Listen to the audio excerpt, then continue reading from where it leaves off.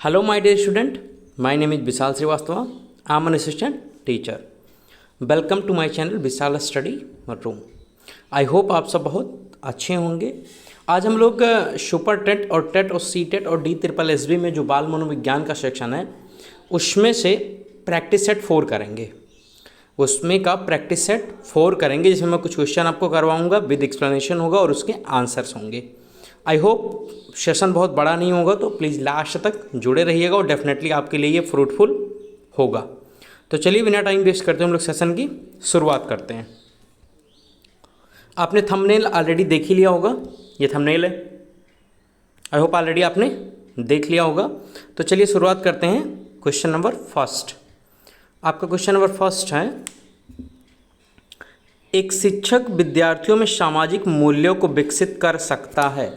एक शिक्षक विद्यार्थियों में सामाजिक मूल्य विकसित कर सकता है महान व्यक्तियों के बारे में बोलकर, उन्हें अच्छी कहानियाँ सुनाकर, आदर्श रूप से बर्ताव करके, अनुशासन की अनुभूति को विकसित कर।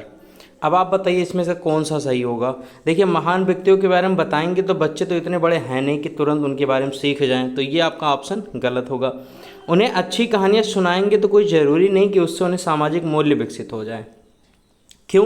जितनी देर तक उन्हें कहानी याद रहेगी बस उतनी देर तक उसका फ़र्क होगा, बाकी उनको भूल जाएगा। आदर्श रूप से बर्ताव मतलब ये सही होगा। अनुशासन की अनुभूति करके, अनुशासन जितना करेंगे वो उससे उनको सामाजिक मूल्य की विकसित नहीं होगा।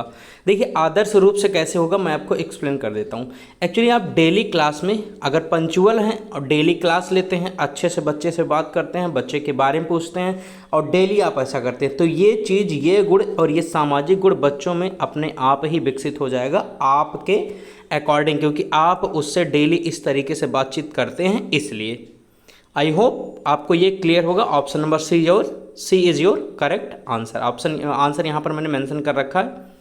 चलिए मैं आपको अगला क्वेश्चन दिखाता हूँ। परिवार एक साधन है।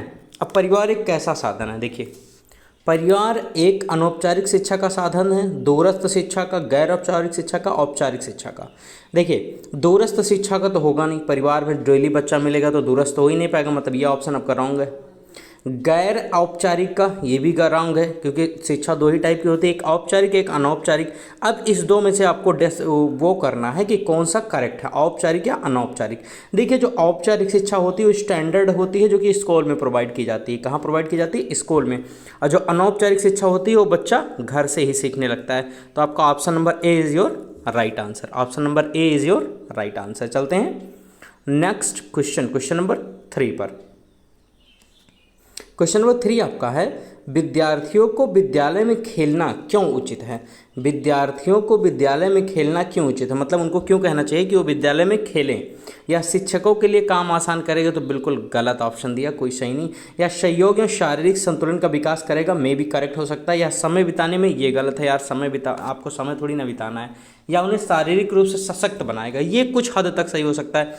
लेकिन देखिए, जब खेल खेलेंगे तो उससे एक दूसरे का सहयोग करेंगे और शारीरिक संतुलन दोनों बना रहेगा। क्यों? क्योंकि हम उन्हें रेसलिंग में तो भेजेंगे नहीं स्कूल से कि हम उनको इतना बढ़िया वो एक्सरसाइज करवा दें कि उनके शरीर बन जाए, तो ये ऑप्शन आपका गलत हो जाएगा। Option number B is your correct answer. Option number B is your correct answer. I hope ये क्वेश्चन आपको समझ आया होगा। चलते हैं क्वेश्चन नंबर 4 के बारे में बात कर लेते हैं। क्वेश्चन नंबर 4, आपका क्वेश्चन नंबर 4 जो है, वह स्तर जिसमें बच्चा किसी वस्तु या घटना के बारे में तार्किक रूप से सोचना शुरू कर देता है, कहा जाता है। उस स्तर या उस अवस्था को क्या कहा जाता है? जब बच्चा वस्तु और घटना के बारे में तार्किक रूप से सोचना शुरू कर देता है। तो आपका ऑप्शन है संवेदात्मक। संवेदात्मक तो सही नहीं होगा। संवेदात्मक में बच्चा सिर्फ रोता है, हंसता है और बस यही मुस्कुराता है, बस इतना ही संवेदात्मक में आता है। तो आपको वस्तु को सोचना और तर्क करना ये आपका गलत हो जाएगा। और फिर मूर्त क्रियात्मक ये सही हो सकता है, पूर्व क्रियात्मक नहीं सही होगा, क्रियात्मक से पहले वो कुछ नहीं कर पाएगा। औपचारिक क्रियात्मक भी सही नहीं होगा। तो यहाँ पर ऑप्शन नंबर बी आपका करेक्ट आंसर होगा। Option number B is your correct answer. I hope आपको समझ आया होगा। चलते हैं अगले क्वेश्चन पर। अगला क्वेश्चन आपका है, बच्चों के बौद्धिक विकास के 4 विशिष्ट अवस्थाओं की पहचान की गई है। किसके द्वारा 4 विशिष्ट अवस्थाओं की पहचान की गई बच्चों के बौद्धिक विकास की? तो पहला है एरिक्सन, पियाजे, स्किनर। 3 ऑप्शन, इनमें से कोई नहीं। तो देखिए, अगर आपने इसको पढ़ा होगा कि बच्चों के बौद्धिक विकास को चार अवस्थाओं में की विशिष्ट अवस्थाओं की पहचान, चार विशिष्ट अवस्थाओं की पहचान किसने की है, तो आपको पता होगा ये जीन पियाजे ने किया था। किसने किया था? जीन पियाजे ने। तो option B is your correct answer. Option B is your correct answer. चलते हैं अगले क्वेश्चन के बारे में बात कर लेते हैं।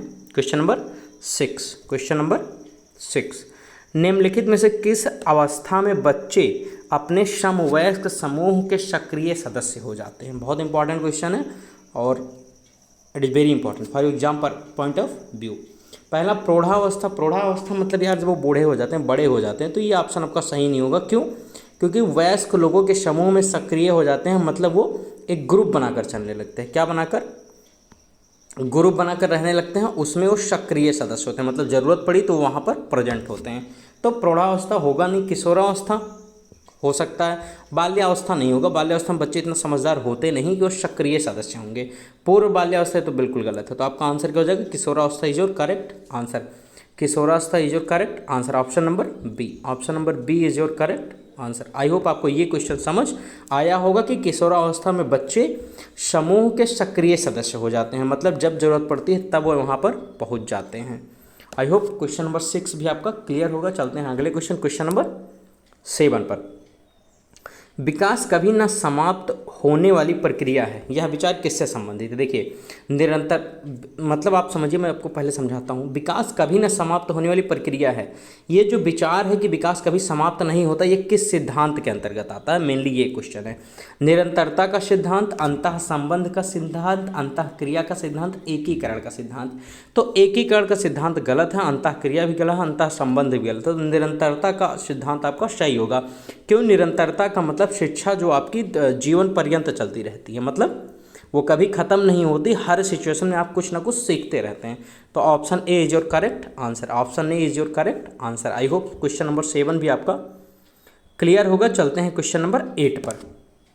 क्वेश्चन नंबर 8 आपका है, निम्न में से किसने कहा है कि शिशु अपने एवं अपने संसार के बारे में अधिकांश बातें खेल के माध्यम से सीखता है? ये किसने कहा? ये बहुत इंपॉर्टेंट है, और इम्पॉर्टेंट इसलिए है कि ये आपको याद होगा तभी आप कर पाएंगे, नहीं तो नहीं कर पाएंगे। इस टाइप के क्वेश्चन जनरली अगर आपको याद है तो आप करिए, नहीं तो लेप कर दीजिए। नहीं तो आप लेप कर दीजिए, आपको नंबर कटवाने का कोई मतलब नहीं है।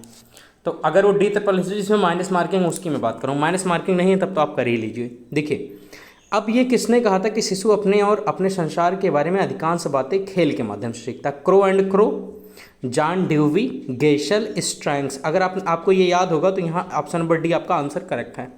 ऑप्शन नंबर डी आपका आंसर करेक्ट है, मतलब डी, स्ट्रैगल ने ये कहा था। मैं एक बार आंसर चेक भी कर लेता हूँ। देखिए, ऑप्शन डी मैंने बताया, स्ट्रैगल। हाँ, option D is your correct answer. चलते हैं क्वेश्चन नंबर 9 की बात कर लेते हैं। बच्चे दुनिया के बारे में अपनी समझ सृजन करते हैं, इसका श्रेय किसे जाता है? बच्चे दुनिया के बारे में अपनी समझ को सृजन करते हैं। बच्चे दुनिया के बारे में अपनी समझ को सृजन करते हैं, यह श्रेय किसको जाता है? मतलब ये किसने बताया था कि बच्चे अपनी समझ का सृजन दुनिया के बारे में अपनी समझ से सृजन करते हैं? पावलोव, पियाजे, स्किनर, या इनमें से कोई नहीं? तो आई होप इसका आंसर जो होगा पियाजे होना चाहिए। मैं एक बार क्रॉस चेक कर लेता हूँ। Option number B, option number B, हाँ करेक्ट है। ऑप्शन नंबर बी आपका करेक्ट है। तो मतलब आपका आंसर क्या हो जाएगा कि जो बच्चे दुनिया के बारे में अपनी समझ का सृजन करते हैं, तो ये किन्होंने कहा था? पियाजे ने। Option B is your correct answer. Option B is your correct answer. चलते हैं क्वेश्चन नंबर 10 की बात कर लेते हैं, जो कि आपका लास्ट क्वेश्चन होगा इस सेशन का। मैं 10 क्वेश्चन आपको प्रैक्टिस करवाऊंगा, और रीच बढ़ेगी तो मैं ज़्यादा भी करवा सकता हूँ। देखिए, लास्ट क्वेश्चन, वह कौन सा कथन है जहाँ बच्चे के संज्ञानात्मक विकास का सबसे बेहतर तरीके से परिभाषित किया जा सकता है? मतलब बच्चों के संज्ञानात्मक विकास का आप सबसे बेहतर तरीके से डिफाइन कहाँ कर पाएंगे? सबसे बेहतर तरीके से आपको डिफाइन करना हो बच्चे के संज्ञानात्मक विकास का, तो आप कहाँ करेंगे? विद्यालय में कक्षा पर्यावरण सही हो सकता है, खेल का मैदान नहीं सही हो सकता, सभागार ये तो वैसे ही सही। आपको आंसर क्या हो जाएगा? ए जो करेक्ट आंसर, इसमें कुछ समझाना ही नहीं है। देखिए, सभागार में वो पूरे तरीके से नहीं प्रेजेंट हो पाएगा, घर में तो बिल्कुल नहीं, खेल के मैदान में खेल ही के बारे में बता पाएगा। तो आपको संज्ञानात्मक विकास बताना है कि उसकी वो कितना सीखा और कितना उसको समझ आया। Option number A is your correct answer. I hope आपको आज का सेशन अच्छा लगा होगा, और डेफिनेटली आप इसको शेयर कीजिए, लाइक कीजिए और दोस्तों के साथ शेयर कीजिए और अपने विचार को ज़रूर लिखिए ताकि मैं और कुछ जान सकूं और उसके बारे में इसमें ऐड ऑन कर सकूं। बाकी आप खुश रहिए, मस्त रहिए और thank you. This is Vishal Shrivastava signing of.